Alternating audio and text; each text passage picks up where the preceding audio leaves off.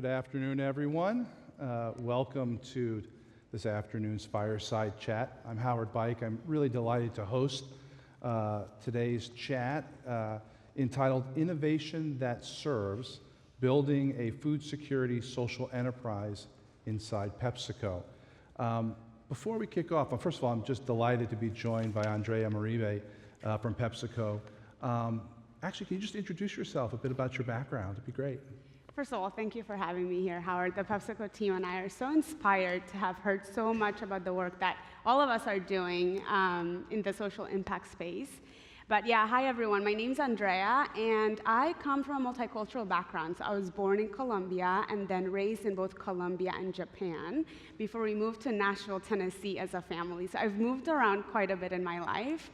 My educational background is in supply chain management and industrial engineering, so I love all things process efficiency. And I've spent my entire career at PepsiCo, so 14 years at PepsiCo. 12 of those years was in supply chain in some capacity. And then 2 years ago, I made a career pivot into the world of social impact, where I now get to lead Food for Good, a program that's near and dear to my heart, focused on delivering meals to children in need across the US.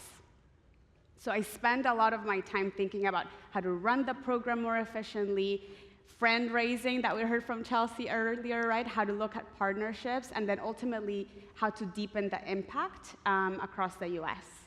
If I'm not at work, you can find me doing yoga or teaching yoga. So I love that they made us do breathing exercises earlier, or traveling the world. I love that. Thanks for having me. Well, actually, we may want to sort of set the stage a little bit with regard to Food for Good, because I think everybody needs to be sort of grounded in the same way we think about food security or food insecurity in the United States. So can you talk a little bit about the underlying issues related to hunger and to access to food? Globally, food security is a huge issue. So the United Nations has reported that 2.4 billion people in the world experience severe to moderate food insecurity, and the number in the US is 44 million people. With the statistics for children being even more distressing, 1 in 5 children in the US experience food insecurity. And so the way we think about the issues are in 3 planks: accessibility, availability, and affordability. Think about accessibility as, can I get to a source of food?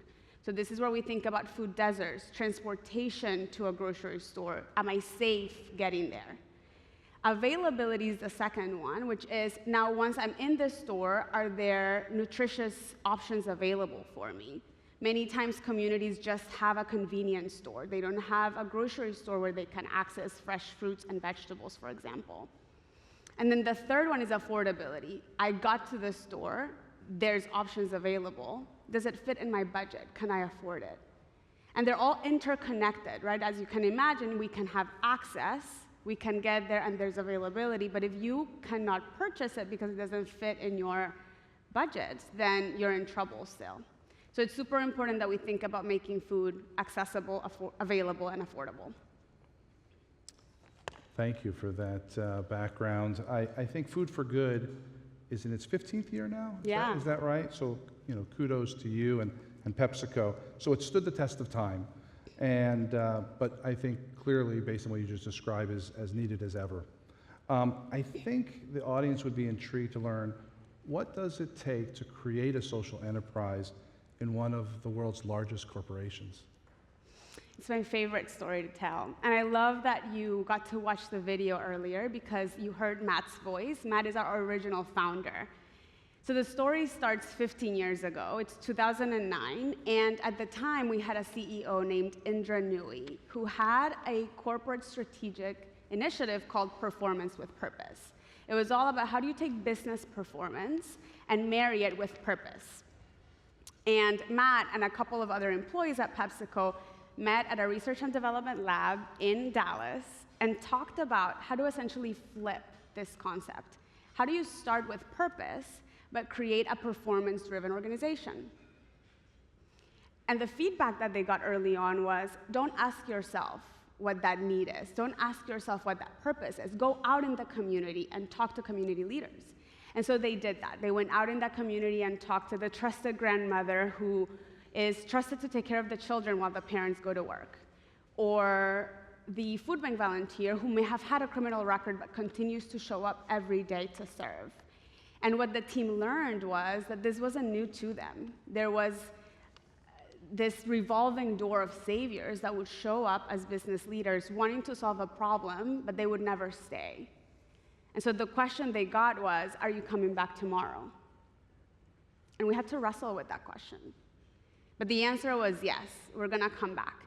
And so it starts a journey of deep listening, of rapid prototyping, of trial and error, of many types of business models that the team looked into. And as they continued the journey, they started to zero in on the fact that children were going hungry in after-school settings, so summertime, for example. And as you saw in the video, the team laid out a map with, okay, where is hunger prevalent? How do we intersect this with low-income housing? And they show up at this park, and they're surrounded by low-income housing, but no children were showing up. Not until we were able to gain the trust of that community, park inside the gates, and that summer they had 150 children. And so it's a journey of deep listening, of continuing to have courage and determination to fail and try again, to fail and try again. And here we are, 15 years later. The team has now grown into 60 total people. So from those 3 or so employees, we're now a total team of 60. We have 6 facilities across the United States. 5 of those were focused on delivering hot and fresh meals, last mile. And then the 6th one was actually created after the pandemic. During COVID, we realized that we needed to have a different way to reach children because they were at home. And so we stood up this vendor, this co-packing facility that focuses on sourcing, packing, shelf-stable meals. And with partnerships, we ship them direct to home in multi-day boxes type of packaging. And so 6 facilities, 60 total people. It's super fun to work with the team because we all come from different backgrounds. So I bring supply chain, there's a marketing, there's comms, HR, finance. There's so many different types of expertise and strengths, but we're all focused on the same North Star, which is that child. Well, that's great. You know, you talk a little bit about your own background in supply chain and how it sort of essentially takes a village to stand up and execute a social enterprise within a complex organization like PepsiCo. You know, I wondered if there were any parting words. You know, we've got a lot of folks here that bring their own strengths, their own competitive advantages, their own specialties. Any sort of closing thoughts or advice to sort of round out our conversation? I'll leave you with 2 things. The first one is this concept of totality. So businesses, I think, have been conditioned to think a lot about what's the one thing you do better than everyone else? What's your one competitive advantage that you bring to the table? And I'll give you an example. For PepsiCo, we are a food and beverage company. So we do great food and drinks. And so you would think that's what we do in community. But what you may not know is that we have the largest fleet in North America. We have an incredible logistical know-how. We know how to get food to every country of the world, a corner of every country of the world. And so what is the totality of the resources that you bring to the table, not just your competitive advantage, the expertise, the talent, the people, the resources, the processes. That's one. The second one is this concept of access and advancement. That it's not just about the meal that I'm delivering to that child, but is that meal now able to allow that child to focus better in school, to graduate from school, to apply for an internship, to apply for a job, hopefully at PepsiCo. And so do we follow that journey, right? I think when we bring all of our resources to the table, when we are in it in the journey consistently with them, that's how we can support communities that thrive. Terrific. Well, thank you so much for sharing the story. It's an amazing story.